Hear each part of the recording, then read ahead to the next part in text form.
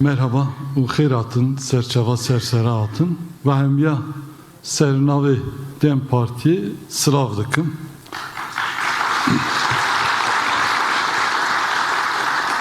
Evet, yine çok renkli bir grup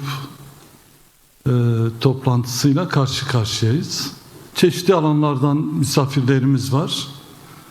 Emekçilerden işçilere, hak arayan annelerden, çocukları cezaevinde olan ailelerimize kadar birçok konuğumuz var.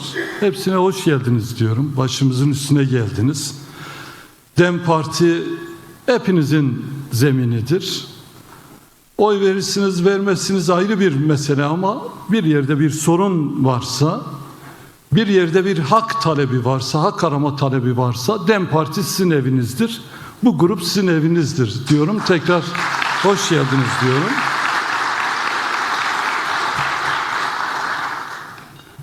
Konuşmama başlamadan önce benim de vekili olduğum Siirt'e bir geçmiş olsun demek istiyorum. Siirt'te çok büyük bir sel afeti oldu. Kurtalan ilçemizde birçok iş yeri ve ev sel sularının altında kaldı. Evet, can kaybı yok ama ciddi maddi hasarlar var. Birçok ailemiz geçim kaynakları olan işte canlı hayvanlarını kaybetti. İş yerleri, evleri su altında kaldı. Geçmiş olsun diyorum Siirt'imize. Özellikle Kurtalan'da yaşayan halkımıza. Belediyemiz gece gündüz bu felaketin sonuçlarını ortadan kaldırmak için çalışıyor. Buradan Siirt'teki bürokrasiyi, Afet İşleri Müdürlüğü'nü de göreve çağırıyorum. Orada halkın uğramış olduğu zarar ziyanın da bir an önce tespit edilip aynı zamanda giderilmesi gerektiğini belirtiyorum. Çok uzun girmeyeceğim ama Siirt 50 yıldır bir Erus-Siirt yolu hikayesi var Siirt'in. Hangi kahveye giderseniz, hangi Siirt'e dokunursanız o yolun temelinin atıldığı günden bugüne kadar bir türlü bitmediğini söylerdi. Yolu bitirmişler ama doğru yapmamışlar. Yine bir yandaş müteahhit zengin olmuş. Selde o 50 yıllık halkın beklemiş olduğu yol da zaten gitmiş. Aslında bir sene dayanmayan 50 yıldır beklenen o yolun hem yapan firması hem de ona olur verenlerinin de bence bir mercek altına yatırılması gerekiyor. Değerli arkadaşlar, yine madencilerin direnişi var. Hep beraber izlediniz. Günlerdir Ankara'dadırlar. Yine utanç verici bir yaklaşımla karşı karşıya kaldık. Doruk madencilikte çalışan işçiler aylardır alın terilerinin karşılığını almak için yollardadırlar. Ankara'ya geldiler. Haklarını almak için kilometrelerce yürüdüler. Enerji Bakanlığı önünde de seslerini dile getirmeye çalışıyorlar. Ama getirir misin? Getiremezsin tabii ki. 110 tane Doruk madencilikte çalışan işçi gözaltına aldılar. Niye buradasınız diye sormuyorlar. Hayırdır, bakanlığın önünde ne derdiniz var diye sorulması gerekirken sorguya aldılar. Tabii Doruk madenciliğe yazık yani. İşçilerin hakkını verirse az zarar edecek, çok kar etmesi gerekiyor. İşçilerin bir an önce bırakılması gerekiyor. Doruk madencilikte o hakkını arayan işçilerin hakkını vermesi gerekiyor. Bu işçilerle dayanışma içerisinde olduğumuzu bir kez daha belirtmek istiyorum.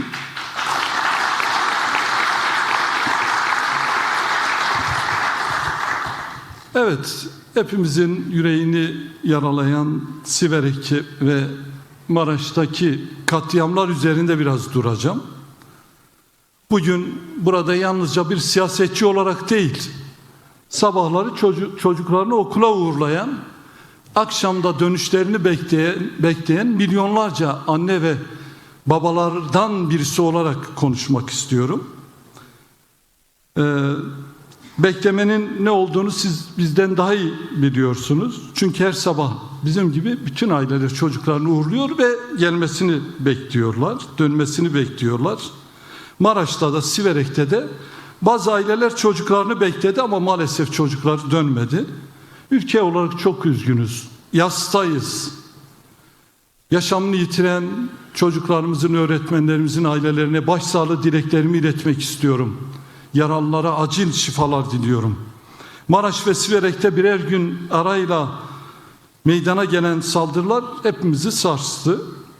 Birçok hayat söndü. Bu vahim ve sarsıcı tablo üzerinde detaylıca konuşulması gereken, aynı zamanda hepimize bir ödev yüklüyor. Çünkü bu acıyı doğru okuyamazsak teselliden öteye geçemeyeceğiz. Diğer katliamlardaki gibi teselliyle yetineceğiz. Oysa teselliyle yetinmek yeni felaketlere kapı aralamaktan başka bir işe yaramaz. Yasımızı kalbimizde taşıyacağız ama yas susmak değildir.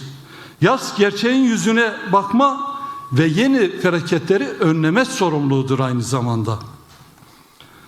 Bu katliamlar münferit değil. Genelde katliamlar münferit oluyor. Bireysel çılgınlık hiç değil. Bu yıllardır biriken bireysel ve toplumsal öfkenin, çaresizliğin, yalnızlaştırmanın ve duyarsızlığın bir sonucudur. Sistem maalesef burada da dokunduğu her şeyi çürütüyor. İnsanı yalnızlığa, toplumu dağılmaya, geleceği de karanlığa mahkum ediyor. Bu şekilde eşitsizlikler derinleşiyor, kurumlar çöküyor, insanlar birbirine yabancılaşıyor ve felaket geliyorum diyor ve geliyor. Böyle bir ortamda şiddet normalleşir, güvensizlik büyür ve bu yük en çok da çocuklarımızın sırtına biner. Yıllardır okullar aileler için güvenli bir alan olarak biliniyordu ama ne olduysa bu son dönemde, iktidarın son döneminde okullar da artık güvenli alan olmaktan çıktı. Bunun cevabını da bir türlü alamadık, alamıyoruz. Niye okullar güvenli alanlar olmaktan çıktı sorusunu bir kez daha buradan hep birlikte yönetenlere ve en başta da Milli Eğitim Bakanı'na yöneltelim. Niye? Çünkü yıllardır uygulanan politikalar toplumu dayanışmadan uzaklaştırdı. Rekabetle, yoksullukla, kutuplaştırmayla şekillendirdi toplumu. Kimsenin derdi olmadı artık. Bu vahşi sistem hepimizi bireyselleştirdi. Hemen yanı başımızdaki ailelerimizin ne acı çektiğini, ne yaşadığını artık sormaz, sorgulamaz, yardımına koşmaz duruma geldik. Bugün Selvi annemiz bizimledir. Selvi Ezgi. Kendisiyle geçen gün tanıştım. Gruba da davet ettim. Kendisi bir emeklidir. 20 lira maaş alıyor. Gemlik'te yaşıyor. Hiç geçmişte tanımadığı bir komşusunun çocukları geçinemediği için İnegöl'de okuyan çocuğuna o 20 bin liradan 2 bin lira burs veriyor.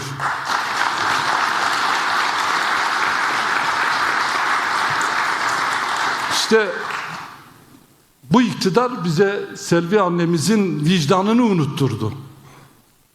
O vicdana tekrar hep birlikte ulaşacağımızı umut ediyorum. Ekonomik kriz geçici olmaktan çıktı, kalıcılaştı. Yoksulluk kuşaktan kuşağa miras kaldı. Gençlere gelecek değil, çıkmaz sokaklar gösteriliyor. Eğitim sistemine bir bakın değerli arkadaşlar. Aramızda öğretmen arkadaşlar da var. Enkaz kelimesi bile hafif kalır. Tek tipçi, rekabetçi, piyasa odaklı bir anlayış çocuklarımızı metalaştırdı. Çocuklar eğitim sisteminin oyuncağına dönüştü. Mustafa hocam da burada iyi bilir. Her yıl yeni bir müfredat, her müfredat bir öncekinden fecaat. Eğitim sistemi eleştirel düşünmeyi bastırdı. İsimler değişti, müfredat değişti. Ama eğitimi toplumu biçimlendirme aracı olarak gören devlet aklı değişmedi. Eğitimle toplumu biçimlendirmeye çalışıyor. İktidar artık eğitim alanıyla oynayarak ideolojik hegemonya kurmaktan vazgeçmelidir. Biz DEM Parti olarak kaliteli kamusal eğitim istiyoruz. ideolojik değil, ana dilinde parasız bilimsel eğitim istiyoruz. Ve bunu istemeye devam edeceğiz. Bakın değerli arkadaşlar, okullarla ilgili en az bu söylediklerimiz kadar tehlikeli başka bir sorun daha var. Mesela uyuşturucu sorunu. Yayılmış maşallah her yerde. Bir de uyuşturucu salgını var. 12-14 yaşlarına kadar inmiş. Emin olun mahalle aralarında, okul önlerinde bile çocuklar artık uyuşturucuya rahatlıkla ulaşabiliyorlar. Onlar ulaşabiliyor ama bizim tweetimizi takip eden, attığımız tweetten dolayı gece yarısı bizi gözaltına alan maalesef devletimiz kimin o uyuşturucuyu sattığını bir türlü tespit edip önleyemiyor. Çeteleşme artık sıradanlaştı. Şiddet bir güç gösterisi olarak görülüyor. Bir aidiyet biçimi olarak da benimseniyor. Bazı medya organlarına bakıyorsunuz, suç kültürünü estetize ediyorlar. Ya suçu estetize eden başka bir ülke var mı bizim dışımızda? Sosyal medyada takım elbiseler arkasına 5-6 vatandaş böyle millet tehdit ederek dolaşıyor, canına malına çöküyor. Haracını alıyor ama karışan yok. Mafya romantizmi normalleştiriliyor. Dizilere baktığınız zaman ne yapsın çocuk ya? Birisinin elinde silah tarayıp öldürüyor, biri kılıçla kesiyor. Maşallah. Şimdi böyle bir sistemde reyting uğruna toplumu ateşe atan bu sistemde işte çocuklar da böyle katliam yapıyor. İşte ailelerimizin evlerine acı düşürüyor. Bu cezasızlığın, denetimsizliğin, sorumluluk almayan anlayışın sonucudur. Gerçi haklarını yemeyelim, muhalif medyayı denetliyorlar, orada sorumluluk da alıyorlar, onlara ceza da kesiyorlar. Ekonomik kriz, kent yoksulluğu ve sosyal çürüme madde bağımlılığını ve çeteleşmeyi artırıyor. Gençler bu yapı tarafından istismar edilebilmekte ve şiddet döngülerine çekilebilmektedir. Yine başka bir sorunumuz da silahlanma. Türkiye'de ruhsatsız silah sayısı 10 ile 30 milyon arasında olduğu tahmin ediliyor. Evet, 10 ile 30 milyon arasında büyük bir makas var. Çünkü resmi rakam yok. Kaç milyon insanda silah olduğunu biz bilmiyoruz. Bazen Ankara'da olduğu gibi çetelere bürokrasimiz de silah dağıttığı için gerçek sayının ne olduğunu kimse bilmiyor. Neredeyse her 4 kişiden birinde silah var deniliyor. Toplum giderek daha silahlı, daha tetikte, daha güvensiz bir hale geldi. Bütün bu tablo karşısında rakamlar da konuşuyor. Bakın, Adalet Bakanlığı verilerine göre 2024'te silah ve bıçakla suç işleyen çocuk sayısı 11.000. 2025'te bu sayı 13.000'lere kadar çıkmış. Yani gittikçe artıyor suç işleyen çocukların sayısı. Mahkemede yargılanan çocukların sayısı zaten 10.000'i geçti. Bu rakamlar birer istatistik değil değerli arkadaşlar. Bu rakamların her birisinde bir çocuk var. Bir çocuğun ailesine düşen ateş var. Ailenin çığlığı var. Bu çığlıklar ülkenin gerçek kırmızı alarmıdır. Görmezden gelinen her an daha büyük tehlikelere davetiye çıkarıyor maalesef. Kırmızı alarm yıllardır ses veriyor. İktidar görmezden geliyor. Ülke iyi durumda değil diyenler de susturuluyor. Birileri oy peşinde, birileri rant peşinde. Çocuklar söz konusu olduğu için kıyamet değilse bile artık bir şeyler kopmalı. Çocuklarımız için bir şeyler yapmalıyız birlikte.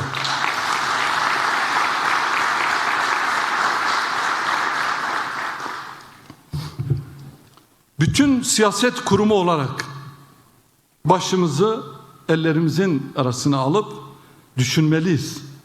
Bu duruma bir yol bulmalıyız. Bir yol açmalıyız birlikte. İktidar açmıyorsa birlikte bir yol bulmak durumundayız. Çocukların güvende olmadığı bir ülkenin hiçbir karışı, hiçbir hanesi, hiçbir sokağı güvende değil, huzurlu değil. Bu ülke hepimizin değerli arkadaşlar. Çare de hepimizin omuzlarında. Bu nedenle bugün buradan Meclis Başkanı Sayın Numan Kurtulmuş'a da bir çağrı yapmak istiyorum. Hükümet muhalefet ayrımı gözetmeksizin meclisteki bütün siyasi parti liderlerini bir araya çağırın. Gün çocukların güvenliği, gençlerin geleceği için ortak bir masa kuracağımız gündür Sayın Kurtulmuş. Bu masa ülkenin vicdan masası olmalıdır. Yine tekrar ediyorum. Bu ülkenin çocukları sahipsiz değil. Bu ülkenin öğretmenleri yalnız değil. Bu ülkenin geleceğini asla karanlığa teslim etmeyeceğiz değerli arkadaşlar.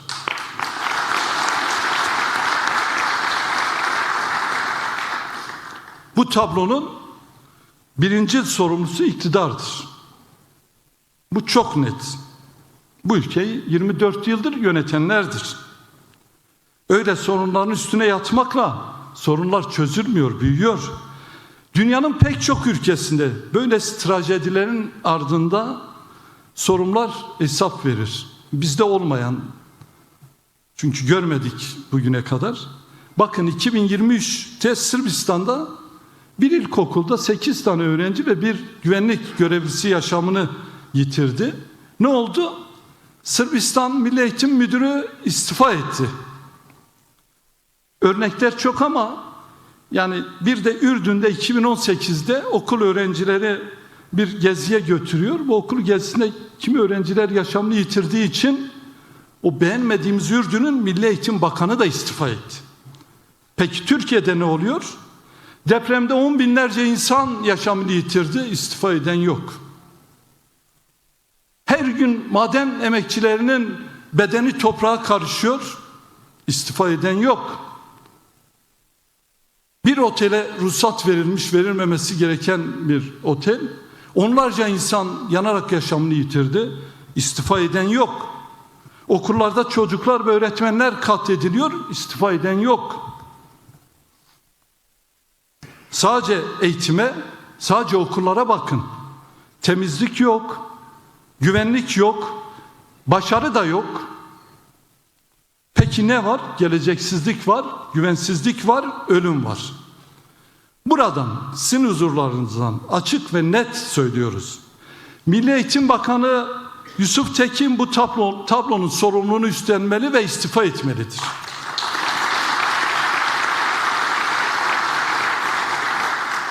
İktidar da kendi payına düşeni görmeli ve gereğini yapmalıdır. Bu bir polemik değil, bir siyaset de değil. Bu toplum ve çocuklara karşı yerine getirilmesi gereken en asgari sorumluluğumuzdur bu çağrı yapmak. Bu bir haysiyet testidir herkes için.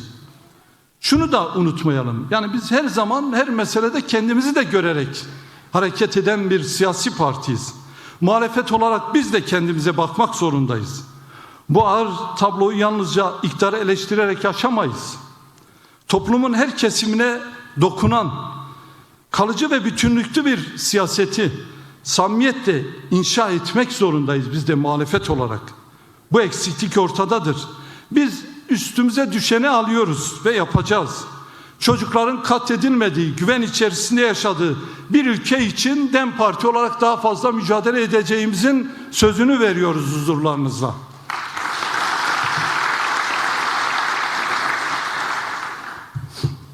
Eğitim alanı ekonomiyle, siyasetle, toplumla iç içe bir alandır.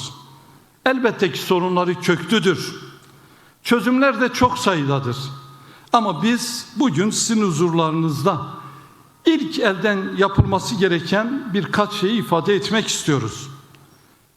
En başta bu ülkedeki okullardaki şiddeti önleyebilecek kritik mekanizmalardan birisi rehberlik ve psikolojik danışmanlıktır.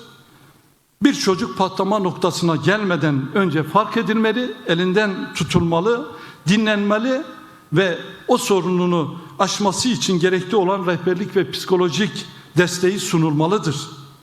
Ama 2026 için açıklanan 10.000 öğretmen atamasında sadece 603 tane PEREDE öğretmeni atanmış.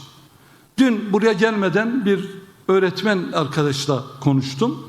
Kendisinin öğretmen olduğu okulda 1300 öğrenci varmış.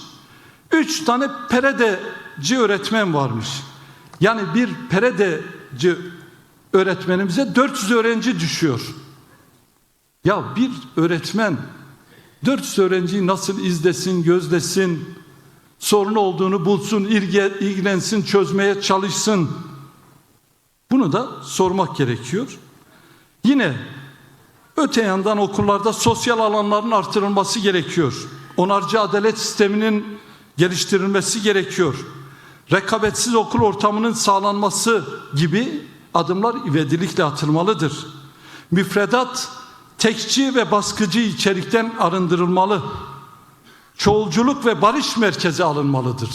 Ya çocuklara Kürt de insandır, Alevinin de inancı var, kadının da yaşam hakkı var. Herkes bizim gibi olmak durumunda değiliz. Hepimiz birlikte Türkiye'yiz diyecek bir eğitim vermek çok mu zordur Allah aşkına? Bir ilin bir takımı var, çok konumuz değil ama yani her yere nüfuz etmiş. Hangi kente gidiyorsa bir seferberlik ilan ediliyor. Aleyhinde sloganlar atılıyor, teröristler deniliyor. Yeter. İşte sizin verdiğiniz eğitim, sizin geliştirdiğiniz gençlik ötekini kabul etmiyor. Öteki kabul edilmedikçe de bu ülkeye huzur gelmiyor.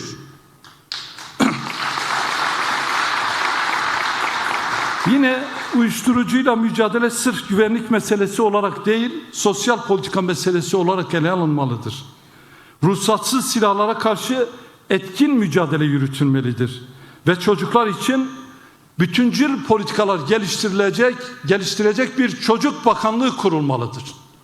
Toplumun neredeyse yarısı çocuklar ama bir çocuk bakanlığımız yok. Beritan Vekil, siz de bunun için artık bir çalışma yürütürsünüz. Değerli arkadaşlar, hepinizin bildiği üzere cezasızlık düzenin en ağır işlediği zamanlardayız. Bugün karşımızdaki en ağır gerçeklerden biri de kadın cinayetleri, şüpheli kadın ölümleri ve zorla kaybettirilen kadınlardır. Burada mesele yalnız da suç değil, suçu örten, faili koruyan ve adalet arayışını yıllarca oyalayan bir düzenle karşı karşıyayız. 2000'den beridir kayıp olan Muzur Üniversitesi öğrencisi Gülistan Doku'nun dosyası 6 yıl sonra tekrar açıldı. Bu önemli bir gelişmedir. Gülistan bir isim değil, bir sorudur. 6 yıldır bu ülkenin vicdanına sorulan ve cevabı alınmayan bir sorudur.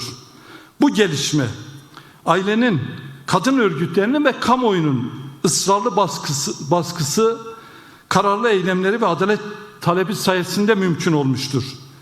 Gülistan'ı ve benzer kadın cinayetlerini gölgede bırakmak istemeyen, açığa çıkarmaya çalışan bu adalet arayan ailelerimize ve dayanışan dostlarımıza da selam ve sevgilerimizi yolluyoruz. Gülistan Doku vakası adalet sisteminin işleyişine dair ciddi bir göstergedir. Burada kayyum olan eski vali, yüksek bürokratlar, siyasetçiler ve kolluk güçleriyle bağlantılı kirli ağlar olduğu iddiaları ciddi bir şekilde masaya yatırılmalıdır. Adama bak, hem vali hem de kayyum, ne güzel. Çoklu maaş al, bir kentte oğlun için gençlik merkezinde özel oda da ayarla, altına birisi de bir son model BMW çeksin. Nasıl oluyor anlamadım ya. Biz de yıllardır yöneticilik yapıyoruz. Bu kadar kolay mıdır bu tür şeylere ulaşmak? Yetmiyor, milletin canıyla oyna. Bir de beyefendi gözaltına alınmış, 4 gün derslerinden kalmış. 7 yıldır okuyor, okulunu geçememiş, 4 gün gözaltında kalmış, derslerinden olacak. Bir bağımsız demokratik yargı inşallah işler de Gülistan'ın hesabı sorulur. İktidar titizlik de bu meseleyi araştırmalı. Örtbas edenler hesap vermeli. Ucu nereye dokunursa dokunsun tüm sorumlular yargılanmalıdır. Vali Bey'e bak hele. Gülistan katlediliyor, yargının işini de o yapıyor. Bir tane tetikçisini Gülistan'ın ailesine gönderiyor, o telefonun sim kartını alıyor. Böyle bir görevi mi varmış valinin? Biz mi bilmiyormuşuz? Bu büyük bir sorumluluktur. Bu Türkiye'nin her sokağının bir Susurluk olmasının önüne geçmekle ilgili tarihi bir görevdir. Bu görev sadece Gülistan dokuyla kalmamalı. Rojin Kabayiş'te, Rojvelat Kızmaz'la, Rabia Naz'la, Nadira Kadirova ve Yeldan Karaman'la da sürmelidir. Gülistan'ın annesi Rojin'in babasına diyor ki derdeme yakı, beli derdeme yakı. Ama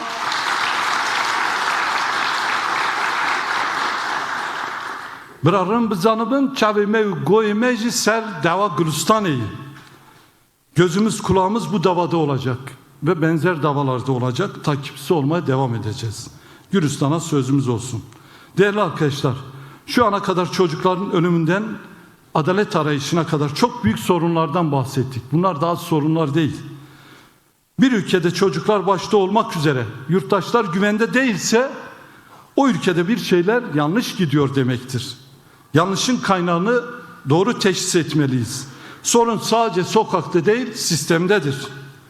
Toplum siyasetçilerin yapay gündemlerle gerilimler üretmesinden bıktı. Toplum siyasi intikam sarkacına sürüklenmekten bıktı. Her iktidara gelen ötekini dövüyor, her iktidara gelen ötekini eziyor. Ama ne yazık ki yargı bağımsızlığını yitirdi. Medya susturuldu. Güç tek merkezde toplandı.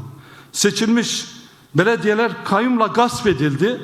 Muhalefet baskı altında bu zeminin üzerinde demokratik bir toplum inşa edilemez. Öncelikle hukuka ve demokrasiye riayet edilmelidir. Toplumu kamplara bölen, ötekileştiren, ayrıştıran dilden ve siyasetten vazgeçmelidir. Siyasi normalleşme sağlanmalı, kurumsal reformlar yapılmalı, hukuka güvensizlik giderilmeli, halkın iradesine saygı gösterilmelidir.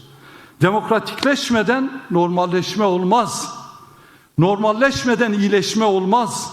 O yüzden diyoruz ki demokratik normalleşme toplumsal çöküşün de panzehiridir. Bakın, siyasi normalleşmenin sağlanması için mağdur edilen tüm kesimlerin sesine kulak vermek zorundayız. Bizden değil, bizim mahalleden değil dememeliyiz. DEM Parti bunu zaten hiç demez. Bugün aramızda kursiyer teğmenlerin ve askeri öğrencilerin aileleri var. Hoş geldiniz. Çok açık söylüyoruz. Darbenin hesabı fakatsız sorulmalıdır. Ama bu hesap suçsuz insanların sırtına yüklenmemelidir. Ya adam kursiyer, stajyer, teğmen, birisi emir veriyor, talimat veriyor, sokağa çıkarıyor. Talimat verenler dolaşıyor, kursiyer öğrenciler ağırlaştırılmış müebbet cezası alıyorlar. Suçu olan ve olmayanlar adil bir şekilde yargılanmalı ve birbirinden ayrıştırılmalıdır. Ailelerin adil yargılama talebi var. Biz de ailelere katılıyoruz. Adil bir yargılanma yapılmasını bekliyoruz. Değerli arkadaşlar, yine aramızda Özel İtalyan Lisesi'nde 79 gündür hakları için grev yapan değerli öğretmenlerimiz var. Adı Özel İtalyan Lisesi olunca öyle öğretmenlerin hakkını hukukunu demek ki vermiyor yani. Özel olması, İtalyan olması yetmiyormuş. Bir yanda okullarda çocukları ve öğretmenlerimizi kaybetmenin acısı, diğer yanda hala gözümüzün önünde öğretmenlerin hak gaspı devam ediyor. TESKOP iş öncülüğünde öğretmenlerimiz günlerdir haklarını arıyorlar. Bizler bu haklı mücadelenin yanındayız sayın öğretmenlerim. Öğrencileri ve öğretmenleri mağdur eden okul yönetimidir ve bundan vazgeçmelidir. Okul yönetimi sorunları bir an önce çözmeli, öğretmenlerin mağduriyetlerini gidermeli, öğrencilere en iyi şekilde eğitim verecek koşulları oluşturmalıdır. Milletvekillerimiz de burada, emin olun, mücadelenizi ve sorunlarınızı bu meclis kürsüsünde ve sokaklarda sizinle birlikte dayanışarak dile getirmeye devam edeceğiz.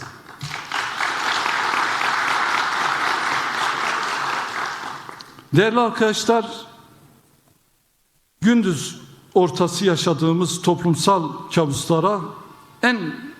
kabusların en açık nedeni ekonomik kriz ve eşitsizliktir. Bir avuç azınlık giderek zenginleşirken ülkenin çoğunluğu yoksullaşıyor ve bu makas her yıl daha da açılıyor. Peki bu para nereye gidiyor? Değil mi? Bizim verdiğimiz vergiler hizmet olarak gelmiyorsa bir yere gidiyor. 2026'nın ilk 3 ayında toplam 876 milyar, kafanızı rakamlarla şişirmeyeyim, 20 milyar dolar faizcilere gitmiş. 3 ayda.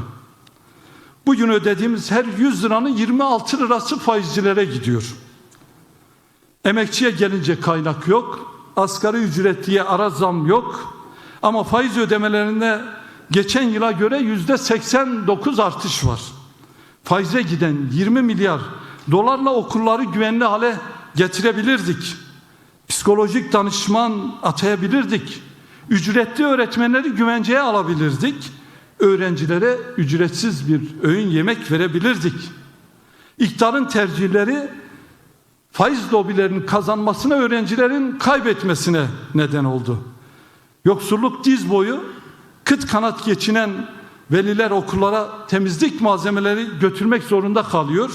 Eskiden biz tezek götürüyorduk, şimdi temizlik malzemeleri götürüyorlar. Daha birkaç ay önce bütçe görüşmelerinde bakanlık için yatırımları arttıralım, öğretmen atayalım, nitelikli eğitim, güvenlikli ortam, ücretsiz bir öğün yemek sağlayalım dedik ama ne oldu? Reddedildik. O gün önerilerimize hayır diyenler bugün ortaya çıkan korkunç tablonun bence sorumlularıdır.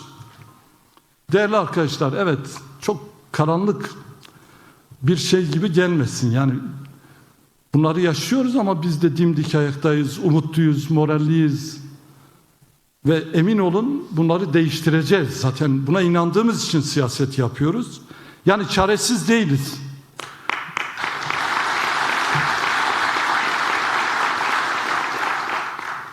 Bu ülkenin gadre uğramış bütün kesimleri bir arada olursak, birlikte olursak emin olun çözemeyeceğimiz sorun yoktur. Zaten en korktukları da odur. Gadre uğrayanların bir arada birlikte mücadelesidir. İnşallah bunu birlikte başaracağız.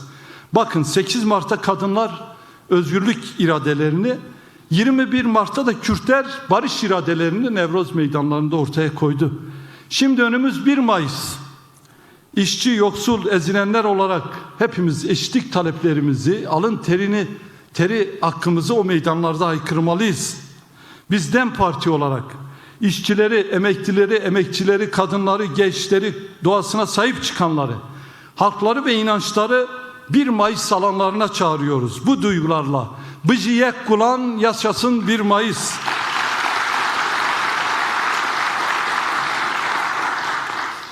Sözlerime son verirken yarın 22 Nisan Kürt Gazetecilik Günü. Bunu da anmak isteyerek bitirmek istiyorum. Musa Anter'den Gurbetelli Ersöz'e, Ferhat Tepe'den Hafız Akdemir'e, Nazım Daştan'dan Cihan Bilgin'e, Nagihan Akarsel'den bedel ödeyerek hakikati yazan ama bugün aramızda olmayan bütün Kürt kalemlerini saygı ve minnetle anıyoruz.